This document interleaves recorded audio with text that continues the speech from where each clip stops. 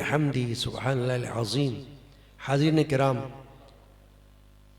माह रमज़ान, माह सियाम, माह क़याम और माह क़ुरान का ये पहला जुमा है।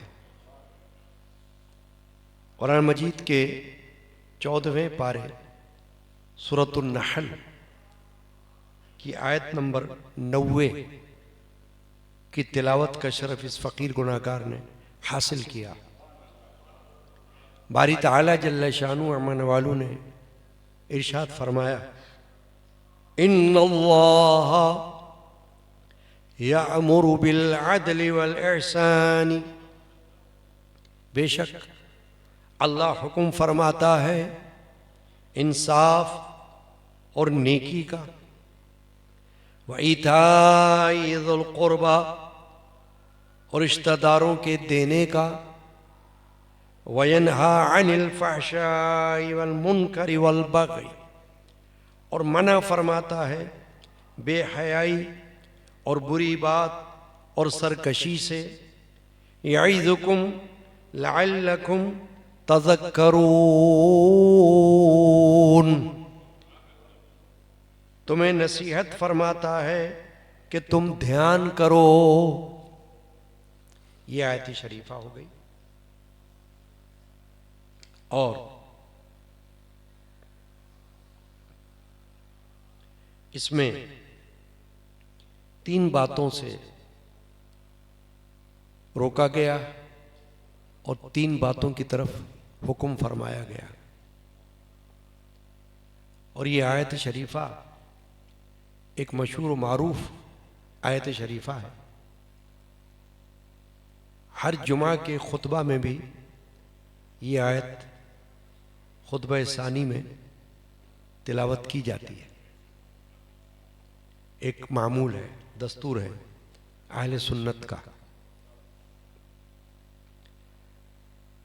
आज के जुमा का मौजू है इस्लाह मुआशरा। पहले तो इस आयत शरीफा की कुछ तफसीर व तशरीह में गुफ्तगू मकसूद है। इन्नल्लाह यअमुरु, बेशक अल्लाह हुक्म फरमाता है, यानी अमर का सीगा है। अमर का सीगा जहाँ होता है वहाँ इंसान के पास कोई चॉइस नहीं होती, यानी इख्तियार, मर्जी नहीं होती कि चाहे तो माने चाहे तो ना माने। जहाँ अमर का सीगा ना हो वहाँ ये मुमकिन होता है कि कोई अमल करे या ना करे।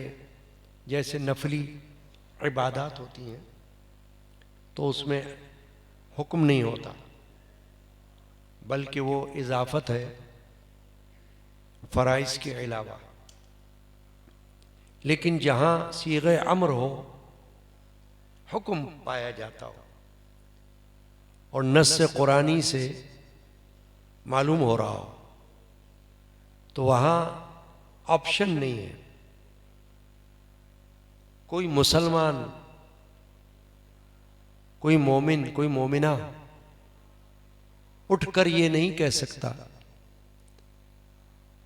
कि हम नहीं मानते, कुफ्र होगा। बारी ताला ने हुक्म दिया है, इन्नल्लाह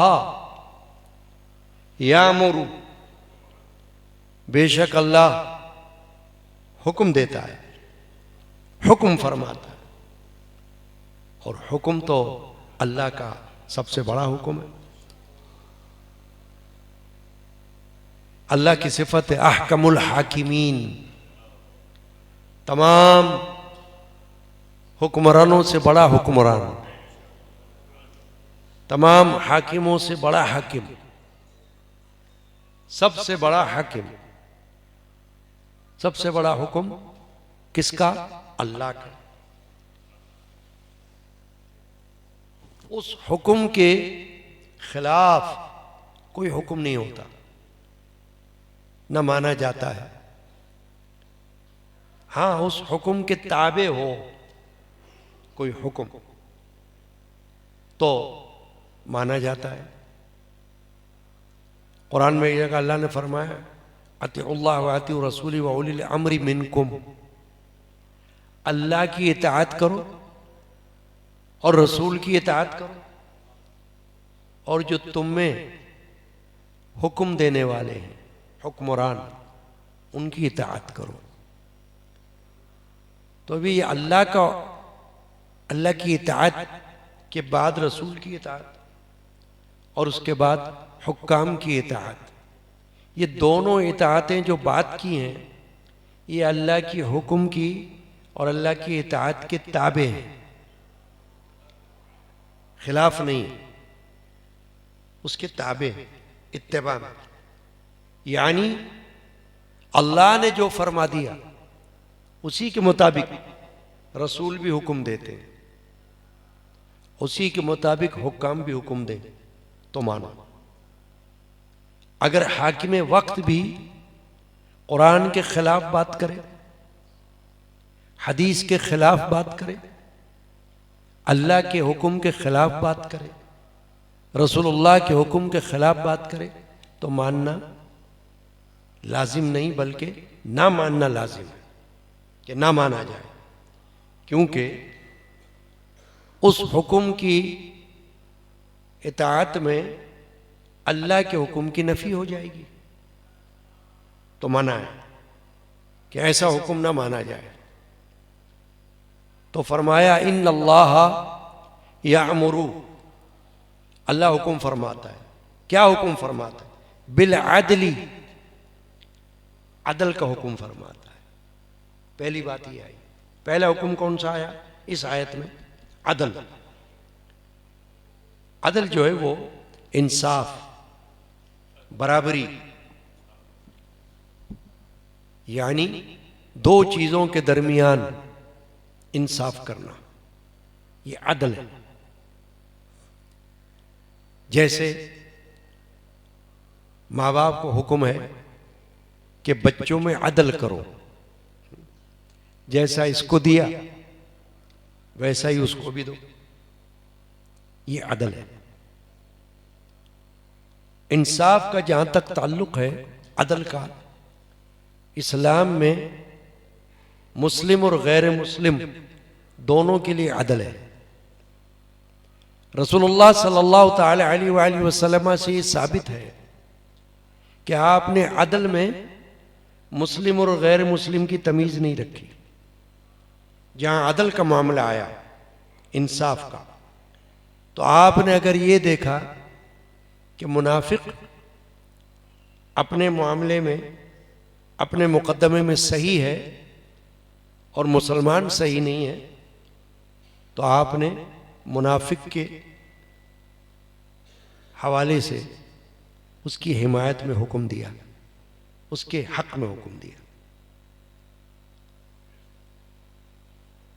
क्यों?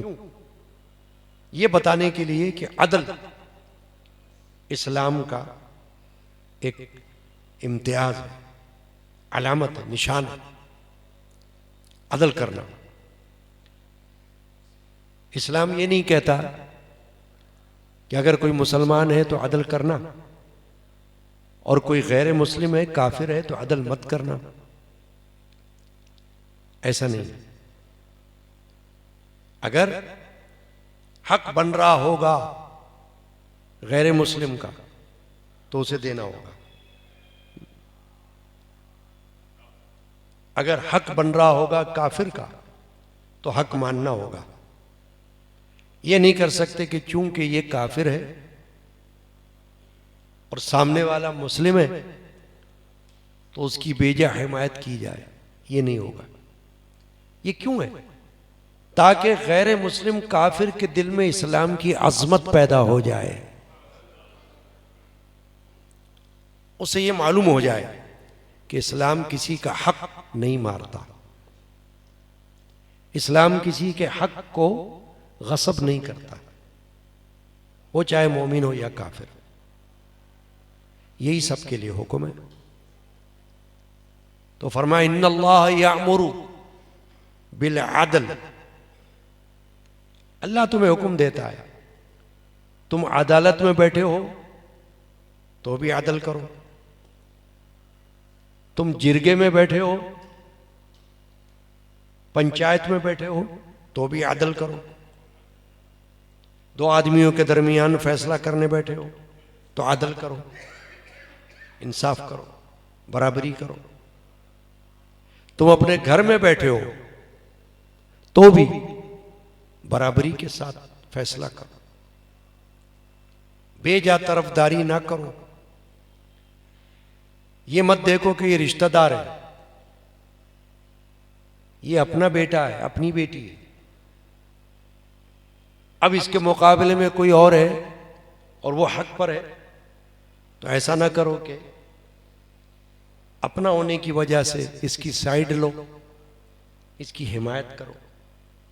ये नहीं, ये इस हुक्म के खिलाफ वर्जी होगी जो अल्लाह दे रहा है। इन्नल्लाह यअमुरु बिल अदल, अल्लाह फरमा रहा है, अल्लाह हुक्म दे रहा है कि अदल करो। तो अल्लाह के हुक्म के आगे किसका हुक्म है? दीन इस्लाम में इस बात का ख्याल रखना मुआशरे में ये बड़ा ज़रूरी है, ख़ासकर अगर मुआशरा इस्लामी हो, इस्लामी मुल्क जहाँ मुसलमानों की अक्सरियत हो, वहाँ इस आयत पर अमल करना लाजिम है ताकि अल्लाह के हुक्म की खिलाफ वर्जी ना हो। तो पहला हुक्म क्या हुआ? इन्नल्लाह यामुरु बिल अदल, अल्लाह अदल का हुक्म देता है। दूसरा हुक्म क्या हुआ? वल एहसानी, इन्नल्लाह यामुरु बिल अदली वल एहसान, एहसान का हुक्म देता है। एहसान क्या है? नेकी। एहसान का माना नेकी है कि अल्लाह ताला हुक्म देता है नेकी करने का, उसके साथ भी नेकी करो जो तुम्हारे साथ नेकी ना करे, तुम अपनी तरफ से नेकी करो। ये नेकी का आला दर्जा है, एहसान का आला दर्जा है। और एक एहसान ये है कि अगर किसी ने तुम्हें कुछ दिया तो तुम बदले में उससे ज्यादा अदा कर दो, ये एहसान है। ज्यादा दे दो उसकी मांगे बगैर, ये एहसान हो गया।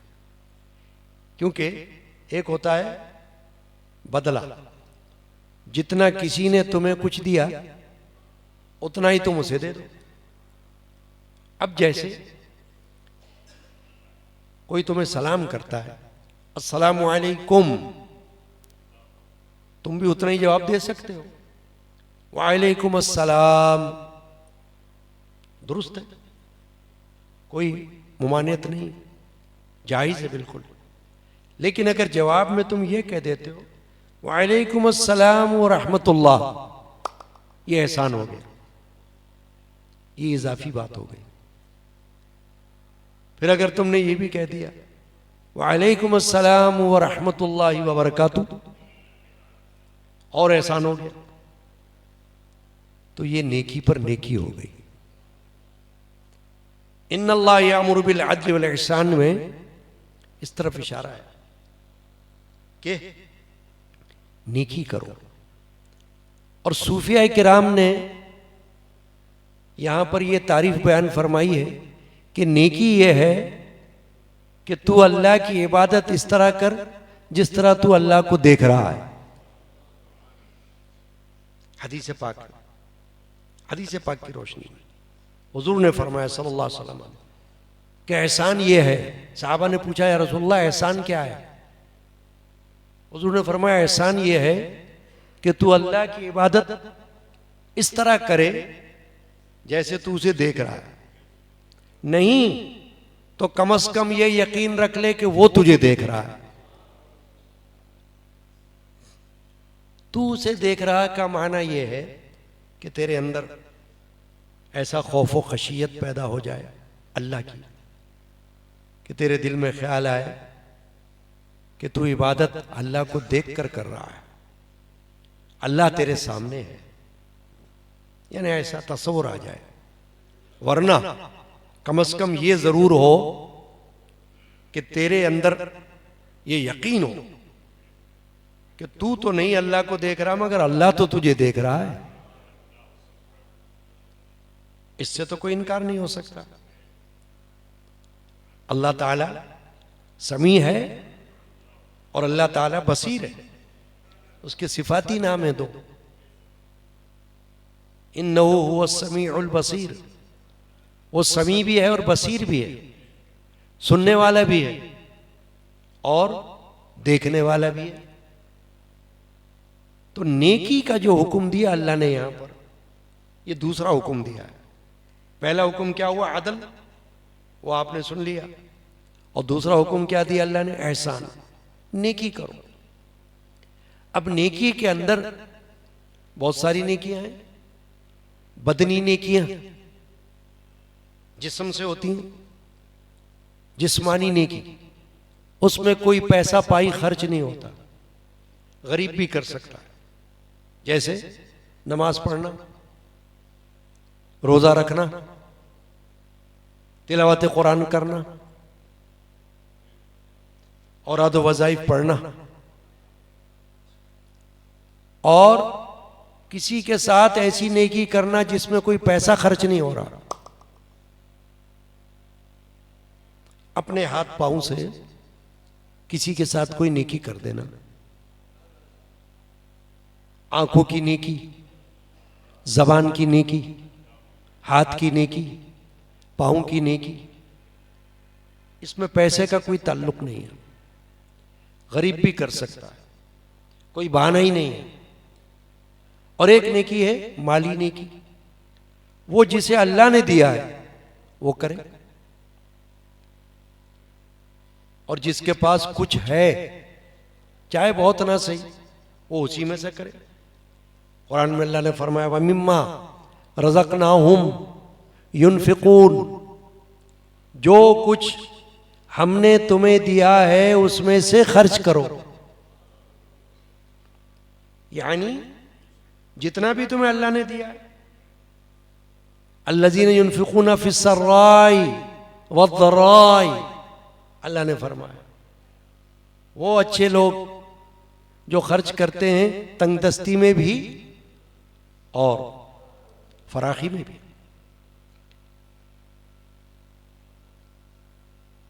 तो नेकी बदनी नेकी भी है और माली नेकी भी है, और इस्लाम में इसकी बहुत बड़ी वक़्त है ऐसी नेकियों की। हर मर्द के लिए, हर औरत के लिए, हर जवान के लिए, हर बूढ़े के लिए, हर गरीब के लिए, हर अमीर के लिए, कोई पीछे नहीं रह सकता। अगर आगे बढ़ना चाहे तो बढ़ सकता है, क्योंकि अभी आपने सुना कि हर नेकी पैसे पाई से तो नहीं होती ना। जबान हिलाने की भी कोई नेकी है, कर भला हो भला, किसी के लिए कोई बात किसी से कर दी तो नेकी है। फिर नेकी में ये भी ना देखो कि कोई तुम्हारे साथ नेकी करे तो ही तुम उसके साथ नेकी करो। नेकी में अदला बदला नहीं, नेकी में पहल करने की कोशिश करो ताकि तुम अफजल करार पाओ अल्लाह की बारगाह में कि पहल तुमने की। नेकी इसी का नाम नहीं है कि कोई तुम्हारे साथ करे अच्छा तो तुम अच्छा करो। नेकी तो यह है कि कोई तुम्हारे साथ बुरा करे तो भी तुम उसके साथ अच्छा करो। इत्फा बिल्लती अहसन, अल्लाह ने कुरान में फरमाया कि बुराई को नेकी से मिटाओ, बुराई को नेकी से दफा करो। कोई बुरा भी कर रहा है तुम नेकी करो। इस्लाम के अवाइल में यानी शुरू में, आगाज में बहुत से काफिर जो मुसलमान हुए वो किसी की नेकियों को देखकर मुसलमान हुए। जो पहले से मुसलमान थे ना, उनकी नेकियों को देखकर मुसलमान हुए। अब यही जो आयत शरीफा है जिस पर मैं गुफ्तगू कर रहा हूं, आयत नंबर 90 सूरतुन नहल 14वां पारा। एक बड़े सहाबी हैं हजरत उस्मान बिन मज़ऊन रज़ियल्लाहु ताला अन्हु, जो जन्नतुल बकी में पहले सहाबी हैं जो मदफून हुए, दफन हुए। बकीउल गरकत, जन्नतुल बकी, मदीना तैयबा का कब्रिस्तान, जिनकी कब्र पर सरकार दो आलम सल्लल्लाहु अलैहि वसल्लम खड़े हुए, उनकी कब्र पर पत्थर लगाया। उस्मान बिन मज़ऊन ने यह कहा कि मैं इसी आयत को सुनकर इस्लाम लाया, ये मेरे दिल में घुस गई, खप गई, घर कर गई और मैं इस्लाम में दाखिल हो गया। कई सहाबा अपने से पेशरो सहाबा को देखकर ईमान लाए। तो कुछ देखा तो ईमान लाए ना। मुसलमान को तो ऐसा बनना चाहिए कि कोई उसको देखकर मुसलमान बन जाए, ये नहीं कि उसको देखकर और बिदक जाए, भड़क जाए और ज्यादा भाग जाए। तो ये तो ऐसा होगा कि इस्लाम की बदनामी का बाइस होगा ना। मुसलमान को अपने आप को ऐसा बनाना चाहिए। इसीलिए तो बाज अहकाम इस्लाम में ऐसे रखे गए जिसमें काफिर को भी शामिल किया गया। मसलन अगर कोई काफिर से कर्ज ले ले तो ये नहीं कह सकता ये तो काफिर से कर्ज लिया मैं क्यों वापस करूं, नहीं वापस करना होगा। रसूलुल्लाह सल्लल्लाहु अलैहि वसल्लम ने यहूदी से कर्ज लिया तो ये तो नहीं हुआ कि यहूदी से कर्ज था तो चलो छोड़ दो, नहीं, वापस किया। ये मिसाल दे रहा हूं कि ऐसे अहकाम उनमें काफिर और मुस्लिम दोनों शामिल हैं। आप ये नहीं कह सकते कि ये तो काफिर है, गैर मुस्लिम है, इसको दफा करो, छोड़ो इसको, नहीं। अल्लाह ने कुछ मामलात ऐसे रख दिए हैं जिनमें मुस्लिम और गैर मुस्लिम की तमीज नहीं है। उनमें अदल भी है, उनमें एहसान भी है। काफिर भी अगर भूखा होगा और आपको पता लग जाए तो आपको खाना खिलाना दुरुस्त है। ये नहीं पूछना होगा कि तू काफिर है कि मुसलमान है, बस सिर्फ ये काफी होगा कि तू भूखा है, तू भूखा है। हजरत उमर बिन खत्ताब रज़ियल्लाहु ताला अन्हु, हदीस पाक में साबित है कि आपने अपने घर में पूछा कि हमारे पड़ोस में फलां यहूदी है, वो भूखा है, उसको खाना दिया या नहीं दिया। तो पड़ोसी में अगर काफिर भी होगा और पता चल जाए कि वो भूखा है तो मुसलमान को खाना देना जरूरी है कि उसको खाना खिलाए, उसमें कोई मुमानियत नहीं है। मुमानियत है तो कहां है कि काफिर मर जाए तो उसके लिए दुआए मगफिरत नहीं कर सकते आप, वो अल्लाह का हुक्म है, अल्लाह ने मना किया। रहमत की दुआ नहीं कर सकते आप, मगफिरत की दुआ नहीं कर सकते आप, जन्नत की दुआ उसके लिए नहीं कर सकते आप, ये कुफ्र हो जाएगा। अल्लाह का हुक्म नहीं है, मुमानियत। मगर जिंदगी के अंदर जब अदल और एहसान की बात आएगी तो अदल काफिर के साथ भी होगा और अदल मुस्लिम के साथ भी होगा, और एहसान नेकी मुस्लिम के साथ भी होगी और गैर मुस्लिम के साथ भी होगी। उसमें आपको कोई नहीं कह सकता कि नहीं ऐसा ना करो, वहां नेकी करना होगी। तो बात हो रही थी नेकी की। इन्नल्लाह यामुरु बिल अदली वल एहसान, अदल करो और एहसान करो। अदालत में हो तो भी अदल करो, पंचायत में बैठे हो जिरगे में तो भी अदल करो, घर के अंदर बैठे हो तो भी अदल करो। किसका क्या हक है उसको पहचानो और उसके मुताबिक फैसला दो। नहीं किया तो सख्त गुनाह होगा, पकड़ो। अगर तुमने ये देखा कि नहीं ये तो मेरा अपना है, रिश्तेदार है, हक तो इसका बनता नहीं, मगर इसको हकदार बना दो, तो गुनाह है। और जिसका हक है वो अगर अपना नहीं है, पराया है, कोई बात नहीं, हक उसी का है। ये अल्लाह और उसके रसूल की तालीमात का हिस्सा है। हदीस में ऐसे बहुत से वाक़यात हैं जिनमें सरकार दो आलम सल्लल्लाहु तआला अलैहि वसल्लम ने फैसला फरमाया और फैसला ऐसा फरमाया कि गैर मुस्लिम के हक में फरमाया। क्यों? ये बताने के लिए कि इस्लाम किसी का हक नहीं मारता। इस्लाम हक मारने की तालीम नहीं देता। हकदार को उसका हक दो, बिन बोले दो, बिन मांगे दो।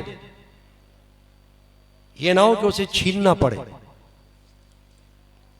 ये है इस्लाम। फिर आगे क्या फरमाया? वइताइज़िल कुर्बा, ये तीसरा हुक्म है। तीन बातें इस आयत में अल्लाह ने करने का हुक्म दिया है। तीन अच्छी बातों का हुक्म दिया है करने का। उसमें से तीसरी क्या है? वइताइज़िल कुर्बा, रिश्तेदारों को दो। अल्लाह फरमाता है रिश्तेदारों के देने का हुक्म अल्लाह हुक्म फरमाता है। अब रिश्तेदारों में तो रिश्तेदार तो बहुत से होते हैं जिनसे कोई ना कोई रिश्ता तो कहीं ना कहीं बनता ही है। दूर परे का भी रिश्ता होता है, मगर यहां इस्लाम में दूर परे का भी रिश्तेदारी है अपनी जगह, मगर सिला रहमी एक इस्तिलाह है दीन इस्लाम की। सिला रहमी से मुराद ये होती है कि वो रिश्ते जो मां के पेट से हमें नजर आ रहे हैं। रहम कहते हैं मां के पेट को, रहम यूट्रस। वो रिश्ते जो खून से कायम हुए हैं। मां के रिश्तेदारों में, बाप के रिश्तेदारों से खून का रिश्ता जो कायम हुआ है, अल्लाह हुक्म देता है उनका ख्याल रखो, उनको देने का हुक्म दिया अल्लाह ने कि उनको दो, उनके हिस्से का उनको दो और एहसान करो उनके साथ। इसमें यह मत देखो कि वो तुम्हें देते हैं कि नहीं देते, तुम ये देखो कि तुम दे रहे हो, तुम अपने आप को मजबूत रखो। अदले बदले का सवाल नहीं करो। यहां वो देगा तो मैं दूंगा। अल्लाह ताला तो सबको दे रहा है। जो अल्लाह को नहीं मानता अल्लाह उसे भी दे रहा है, और जो अल्लाह को मानता है अल्लाह उसे दे रही है। मगर जो अल्लाह को नहीं मान रहा उनका राज़िक भी अल्लाह ही तो है। कोई मुसलमान कह सकता है नहीं उनको तो कोई और देता है। अगर वो खुद भी ये कहे ना कि नहीं हमें अल्लाह नहीं देता, तब भी गलत है। अल्लाह ही देता है, अल्लाह ही दिलाता है।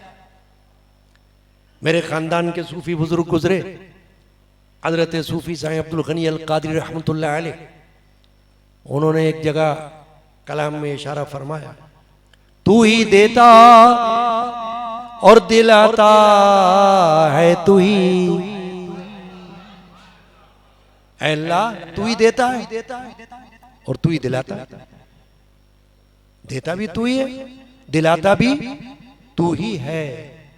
तू ही देता और दिलाता है तू ही, गैर क्या जब तू न दे तो कौन दे।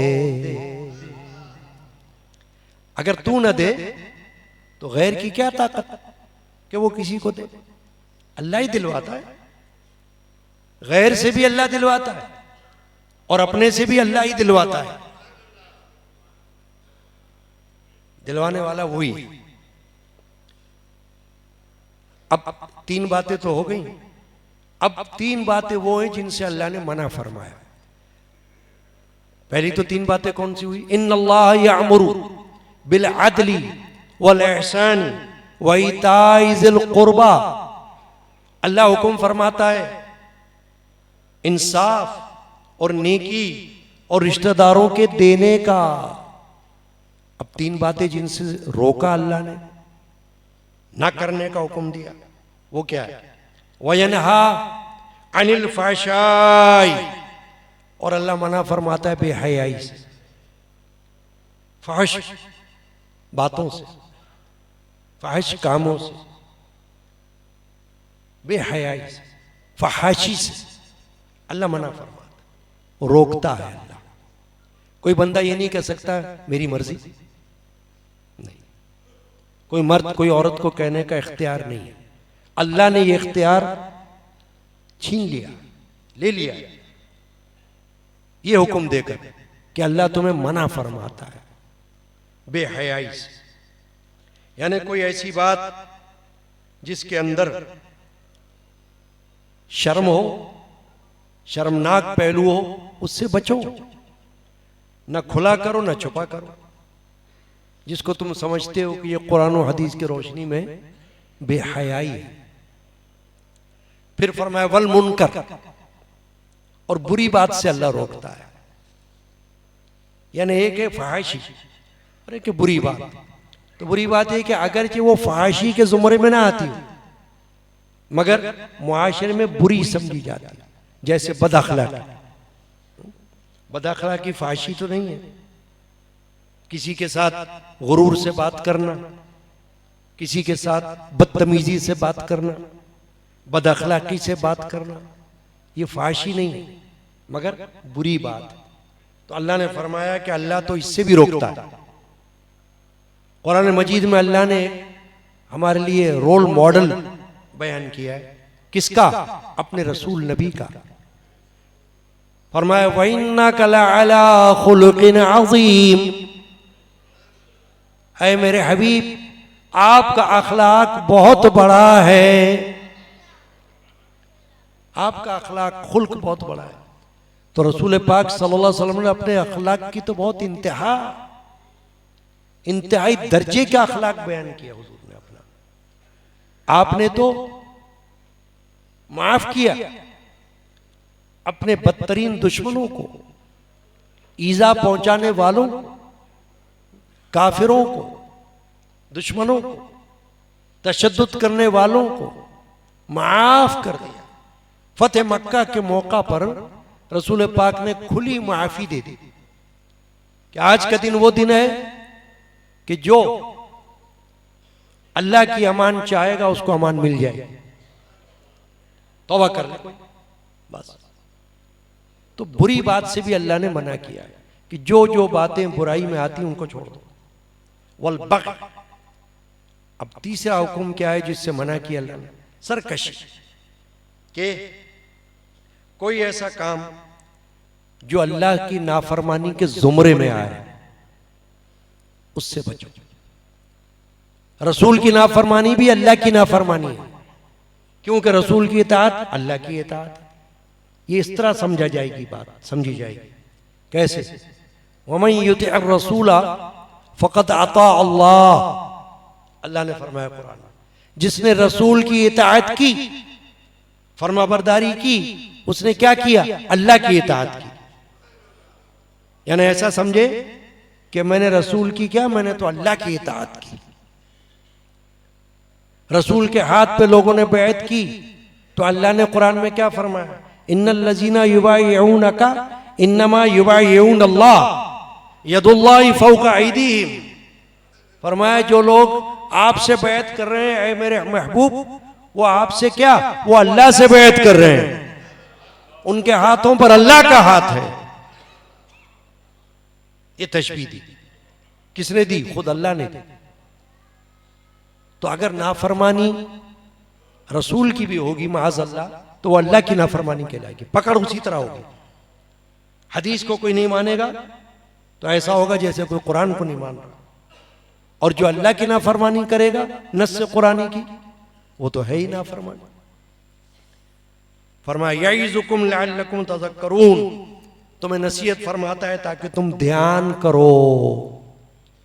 यानी ये बातें अल्लाह ने इसलिए बयान फरमाई, ये वाज है। यईज़ुकुम, ये जो वाज होता है ना, हम कहते हैं वाज हो रहा है, दर्स हो रहा है, तकरीर हो रही है, तो ये वाज जो है ये अल्लाह के हुक्म के तहत है, क्योंकि अल्लाह ने कुरान में फरमा दिया यईज़ुकुम, अल्लाह तुम्हें वाज फरमा रहा है, अल्लाह तुम्हें नसीहत फरमा रहा है, लअल्लकुम तज़क्करून, ताकि तुम्हें याद रहे।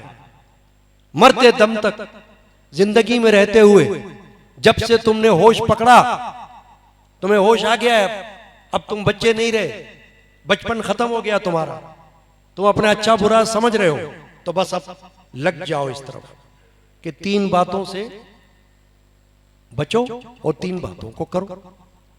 तो आज की ये आयत शरीफा पर गुफ्तगू हो रही है और मौजू मैंने कहा इस्लाह मुआशरा।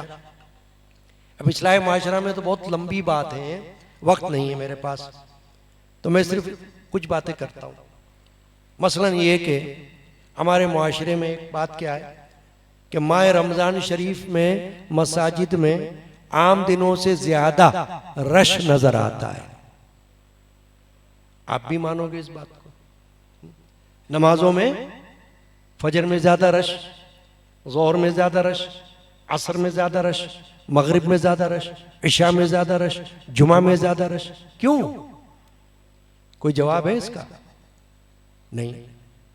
क्या अल्लाह ताला ने माह रमजान में नमाजें फर्ज की हैं? नहीं। अल्लाह ने तो फरमाया अक़ीमुस्सलाह, नमाज कायम करो।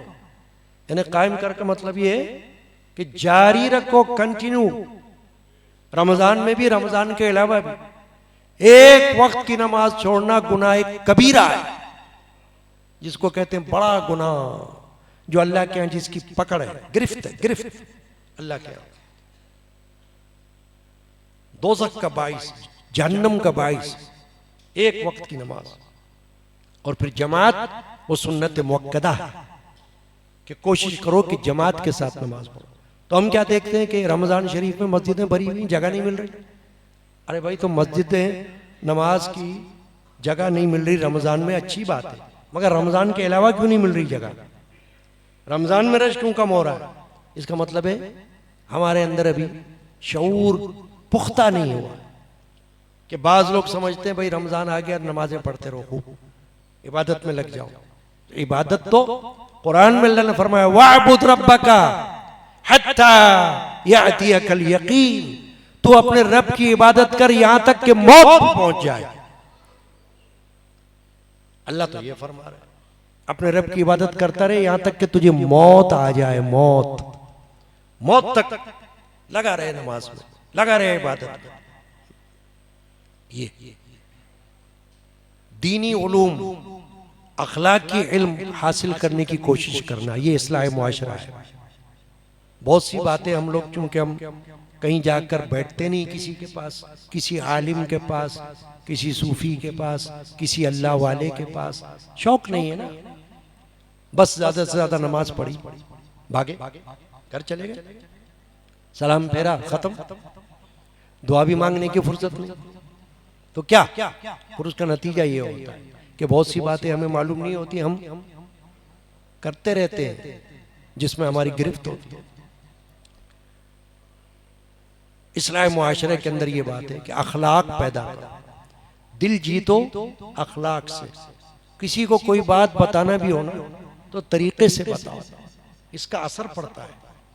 एक बात, किसी को आप बुलाना चाहो, अगर आप किसी को बुलाना चाहो तो अगर आप ये कहो अबे ओ इधर आओ, ये भी बुला रहे हो आप, है ना, ये भी बुला रहे हो आप, अबे ओ इधर आओ, और एक यहाँ आइए, तशरीफ लाइए, ये फर्क है।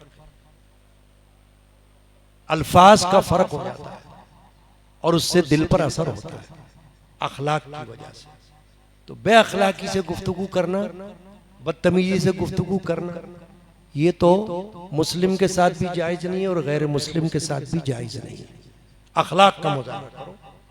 इसीलिए तो सलाम को दीन इस्लाम में बड़ी अहमियत हासिल है। कि सलाम में नबी ने फरमाया कि तुम किसी को जानते हो या नहीं जानते, सलाम करो। रिश्तेदार है या नहीं है, सलाम करो, ताकि सलाम करने से उसके दिल में तुम्हारी अजमत पैदा हो कि तुम उसे जानते भी नहीं और सलाम करते हो। एक साहबी थे, वो सुबह को बाजार में निकलते थे। किसी ने उनसे पूछा कि आप रोजाना बाजार में जाते हो, क्या आपको रोजाना कुछ ना कुछ लेना होता है, रोजाना खरीदो फरोख्त करते हो आप, रोज ही आपको बाजार में काम होता है? हम तो देखते हैं आप रोजाना घर से निकल जाते हो बाजार। कहा को रोजाना मुझे कुछ लेना नहीं होता, मैं सिर्फ सलाम करने के लिए जाता हूं कि जो मिलेगा उसको सलाम करूंगा, जो मिलेगा उसको सलाम करूंगा, सलाम करता हूं मैं। ये हदीस में। तो इसका मतलब हुआ कि इस्लाम हमें किस किस चीज की तरफ तवज्जो दिला रहा है कि जिसमें कुछ खर्च नहीं हो रहा। सलाम करने में किसका पैसा पाई खर्च होगा? कोई बोल सकता मैं गरीब हूं सलाम नहीं कर सकता? लोग कहेंगे पागल है तू, सलाम करने में क्या तेरी गुर्बत आ रही है? हाँ? पेशावर भिकारियां, भिकारी जो होते हैं रमजान में बहुत ज्यादा हो जाते हैं। अब पेशावर भिकारियों को देने की इस्लाम में मुमानियत है। सिर्फ उनको दो जो सफेद पोश हैं, जो किसी वजह से मांगने पर मजबूर है। और कुरान में अल्लाह ने फरमाया कि तुम उनको उनके चेहरों से पहचानो और उनका ख्याल रखो। जो पेशावर है वो हैं कि जिनको तुम कुछ दो तो वो तो नाक मुंह चढ़ाएंगे, इतना क्यों दिया, इतना क्यों नहीं दिया? क्योंकि वो तो पेशावर है ना, उनको क्या फर्क पड़ रहा है? तुमसे मांगेंगे, 10 से मांगेंगे, 20 से मांगेंगे और रोज मांगेंगे, रमजान में भी मांगेंगे, गैर रमजान में भी मांगेंगे, हर मस्जिद के पास चले जाएंगे। इधर से जुमा खत्म हुआ दूसरी मस्जिद में पहुंचे, उधर से जुमा खत्म हुआ तो तीसरी मस्जिद में पहुंचे। हमारे यहाँ जुमा देर से होता है, सब जगह से भिखारी फेरे लगाकर फिर आकर यहाँ बैठ जाते हैं। आकर अब बाहर निकलोगे तो आपको मिल जाएंगे। ये कौन है? प्रोफेशनल भिखारी, जरूरतमंद नहीं। क्यों कि जरूरतमंद उसको कहते हैं कि जिसकी जरूरत पूरी हो जाए तो उसका मुंह बंद हो जाए, ये जरूरतमंद है। और वो कि जो रोजाना हाथ फैलाता है तो वो तो पेशावर है, उसका तो धंधा ही है। तो उसको देने से कोई बड़ी बात नहीं हो रही, फजीलत। उनको दो, आस पास नजर दौड़ाओ कि कौन हमारी इमदाद का मुस्तहिक है, उसको दो। मनशियात, नशा, इससे बचने की कोशिश करना, ये इस्लामी मुआशरा में बड़ी अहम बात है। आज आप देखो मुआशरे में हमारे जगह जगह नशाई लोग बैठे, ना उनको पाकी का पता, ना उनको नापाकी का पता, ना उनको अल्लाह का पता, ना उनको रसूल का पता। चोरी करेंगे, चाहे मस्जिद हो, चाहे मदरसा हो, चाहे घर हो, बस उनको चोरी से काम है। यहां से चीज चुराई, बेच दी, नशा पूरा कर लिया और सड़क पर पड़ गए। और भूख लगी तो ऐसी जगह पहुंच गए जहां खाना मिल रहा है, हो गया काम। और क्या चाहिए? तो नशे से अपने आप को बचाओ, अपनी औलाद को बचाओ। और जो दूसरों को देखो नशा करते तो हो सकता है तो उनको रोको, इसकी फिक्र करो। अपने शहर को ऐसे लोगों से पाक करने की कोशिश करो, भगाओ ताकि ये आदत खत्म। हुक्मरानों के लिए इस्लामी मुआशरे में क्या बात है कि जिनको अल्लाह ताला ने ताकत दी है, हुकूमत दी है, वो खाली ये ना देंगे कि हमें कुर्सियों की जंग करनी है एक दूसरे के साथ, एक दूसरे को गालियां देते रहो इलेक्शन से पहले खूब दबा के, और इलेक्शन के बाद जब वक्त पड़े तो खूब गले मिलो। मुनाफिकत है ना ये तो। इलेक्शन से पहले ये बुरा है, वो बुरा है, इसके पेट फाड़ के निकालेंगे, उसको फांसी दे के निकालेंगे। और जब इलेक्शन हो जाए तो फिर वही गले मिल रहे हैं आपस में, लोगों को बेवकूफ बनाया जाता है, आवाम को, है ना। और आवाम जो है वो उनकी वाह वाह करती है। तो ये क्या है? ये सब मुनाफिकत वाली बात है। वो हुकाम जिनको अल्लाह ने ताकत दी है, हुक्मरानी दी है, वो आवाम का, रियाया का ख्याल करे, वरना अल्लाह क्या उनकी गिरफ्त होती है। ये जो गैस की लोड शेडिंग हो रही है और ये जो बिजली की लोड शेडिंग हो रही है सालों साल, देखा आपने किसी मुल्क में ऐसा तमाशा जो यहां हो रहा है? 75 साल इस्लामी ममलकत को कायम हुए हो गए, बजाय इसके कि ऊपर जाएं नीचे आ रहे हैं, है ना? बजाय इसके कि तरक्की की तरफ जाएं तनज़्ज़ुली की तरफ आ रहे हैं। क्यों? हरामखोरी, करप्शन, अपना पेट भरना और आवाम को मुसीबत में डालना। ये ना देखना कि भाई आवाम के लिए क्या करना है, मसाइल का हल तलाश करना, ये नहीं देख रहा कोई। यही हो रहा है। चुनाचे ये चंद बातें मैंने इसलिए की कि इस्लाह मुआशरा का मौजू आज मैंने लिया था, उसमें ये आयत शरीफा भी पढ़ी थी। और ये आयत शरीफा मैंने कहा शुरू में कि हर खुतबे में पढ़ी जाती है। खलीफा राशिद हजरत उमर बिन अब्दुल अजीज रज़ियल्लाहु ताला अन्हु, जो ताबिई हैं, उन्होंने अपने दौर में इस आयत को खुतबे में रखवाया और आज तक हर खतीब खुतबा में यह आयत शरीफा पढ़ता है। जुमे के खुतबे सानी में कौन सी आयत जिस पर आज तकरीर हुई? इन्नल्लाह यअमुरु बिल अदली वल इहसानी व इताइ ज़िल क़ुरबा व यनहा अनिल फ़हशाई वल मुनकरि वल बग़य यइज़ुकुम लअल्लकुम तज़क्करून। अल्लाह ताला हमें इस आयत पर समझने की और अमल की तौफीक अता करे। सल्लल्लाहु ताला अलैहि मुहम्मदिन व अलैहि वसल्लम।